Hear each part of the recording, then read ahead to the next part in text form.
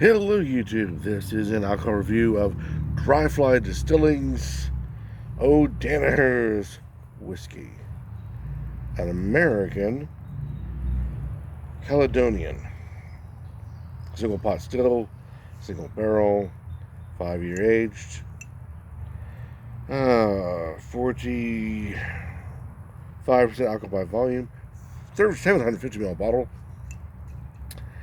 And according to the back of the label, it gives the standard made from fresh this, made from our nearby or on our farm. Great water. The standard sort of spiel you get when you read the back of these. What I found interesting is that little hints and things for a label that's not very putting on information, just spewing. And look at this, kind of plain. There's actually a lot there. For instance, across the top is a trout. You can find one on the other side. The name of the distillery is Dry Fly Distillery. It's distillery, something silly at the end of that. Dry Fly Distilling Incorporated. My apologies. I knew it could be so simple as what I was thinking. Now, American Caledonian. Caledonian is from Caledonia.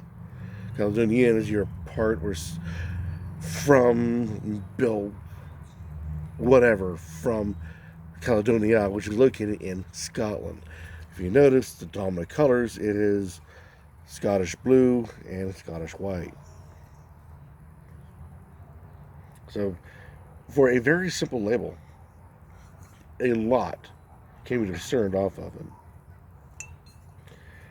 The back, on the other hand, is just filled with the standards. I do like the part where it says here, if you can't enjoy this Celtic spirit responsibly, don't buy it. A long time ago, there was this, they proclaimed to be brothers, I think. And one always spoke in, one was always quiet. And I believe they sold some sort of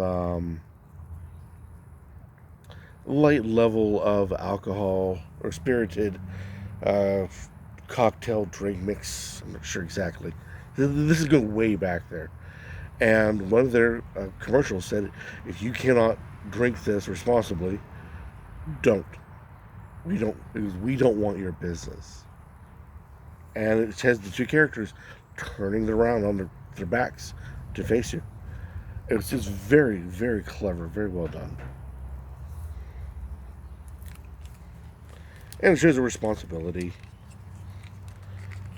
which is something I think a lot of businesses, a lot of large or medium to large businesses are forgetting, that there is a responsibility to the populace as well as their profits.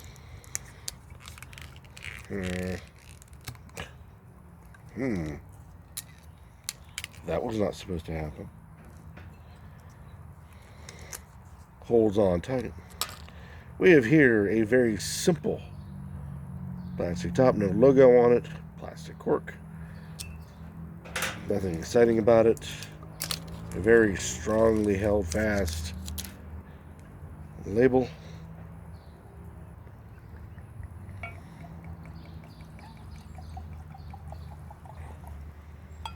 All right. Too much of the camera. A little teeter-tottering today. There we go. Yeah, you're seeing about what I'm seeing. At least if my screen stays true. It is a light caramel, heavy with yellow notes. Single pot still, whiskey. Okay. So there you go.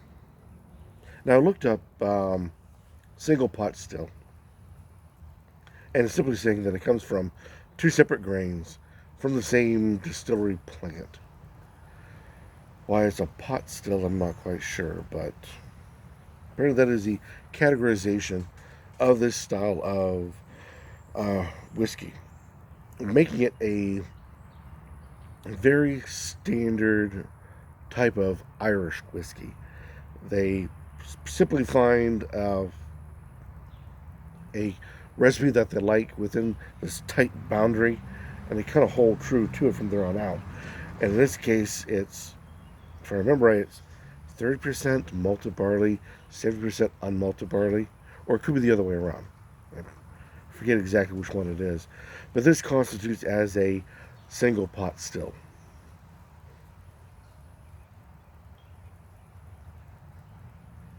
Alright. Not much in the legs. That burns.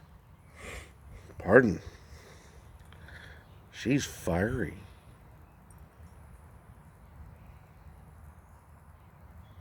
Oh, now, Sean, don't let that red hair fool you. She's fiery. I know that's not the exact quote, but it's been a long time since I've seen that movie. It's the inspiration for this for this particular purchase, and that is the O'Dannahers. There you go. If I remember right, the O'Dannahers is the rival to Sean, played by, well, I can't remember now. The Duke. Oh, I can't believe this. My brain is absolutely shutting down. John Wayne, played by John Wayne, in which he plays a guy born in Ireland while a child, barely above infant, goes to America, Pittsburgh, Pennsylvania, grows up, becomes a famous boxer. Due to a accident in the ring, he retires, goes back to the motherland, if you will, back to Ireland, buys the estate that he was born in, which is just a little bitty cottage on a small plot of land. It's nothing tremendous. But in doing so, he runs afoul with the O'Dannahers. And thus the movie is a wonderful classic. I recommend it. But this is not about movies. This is about the O'Dannahers whiskey, which they did not show in the movie. Surprise. A lot of fruit notes. When you get past that burn, a lot of fruit notes.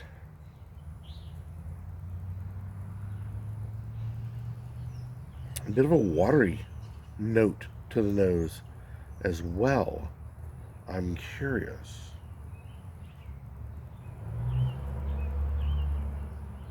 And some caramel, some vanilla, the standard bit.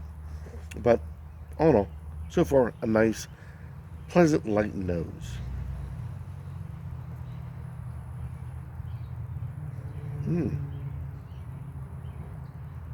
Ooh. That is very nice. Very fruity. A little sweet, almost a touch of sugary. There is a, pardon me, there is a burn to it and a bit of a bite, but nothing overwhelming. If any of you have been watching my channel for any bit of time, you know I'll come across some that are, as stated, swallowing a ball of razor blades. This is not like that at all. It gives, kind of jabs to it, with sharp edges, but initially, not bad at all.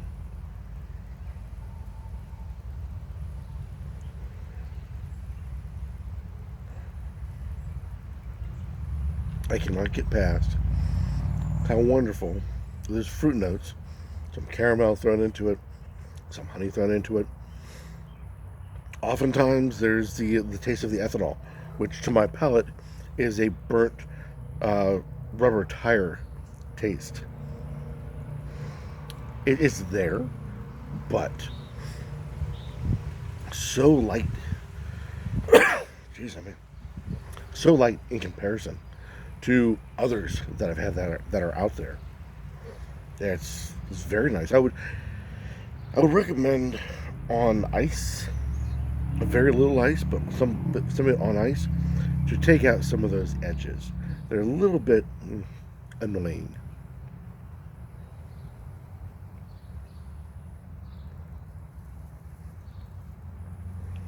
But all in all, very nice. Very, very tasty. It is.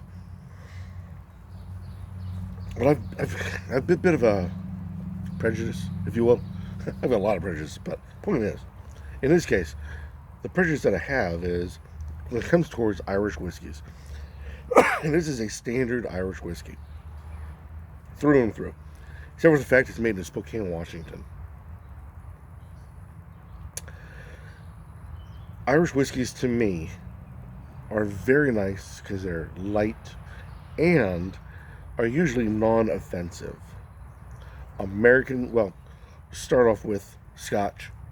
Scotch just punches you in the face and takes your wallet and leaves. American whiskey is the younger brother of Scotch. It's trying to be Scotch, but it can't quite get there. Then you get Irish whiskey, and Irish whiskey will actually help you up, sit you down, buy you a dram, ponder why the world is so evil, and then be on its way. It's pleasant, Canadian, just like the people. It's almost more polite than the Irish. So this is an excellent example of Irish whiskey, which means for me, try it, see what you guys think, but for me, this makes for a great summer sipping whiskey. You go onto the porch, day's done, work's done.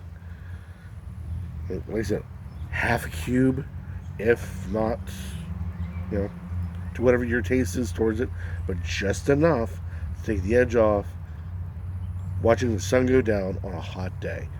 This would go well with that. Cocktails, no. This guy's too pretty for that. Way too pretty for cocktails. All that extra sugar, all the extra whatever you want to throw into it. Use the cheaper, lower shelf guys. That's where you get your cocktail mixes into it. This is a good standalone. And if you get really picky, you can actually start pulling the layers apart. Now, this is where you got to be careful with the ice, because the ice will want to meld those layers together. So be cautious on that. But give it a try. I am delightfully surprised. Nate, I gonna say it's named after the character that's such a jerk in the movie for our hero, John Wayne. I'm not sure if that has any connection to it. I mean, he is Irish. It is in Ireland that the place takes place. You kind of think it is, but... So either way, for a whiskey named after such a snidely character, it's really good stuff. At least I can't say it's named after. It's just named similar. There you go, named similar to such a snidely character. So here we go. O'Donohue's. Will O'Donohue. No, it's not Will. Not the character. O'Donohue's. Not connected to the movie The Quiet Man. Any comments about this particular product? Down below. Be warmly accepted as always. Or better yet, go out, buy it, try it, and see what you think. After all, I'm just one dude in the middle of nowhere. And I would like to hear what you guys have to say. Like I said, this is delightfully one of the better whiskeys I've had this year. Until next time, keep on drinking.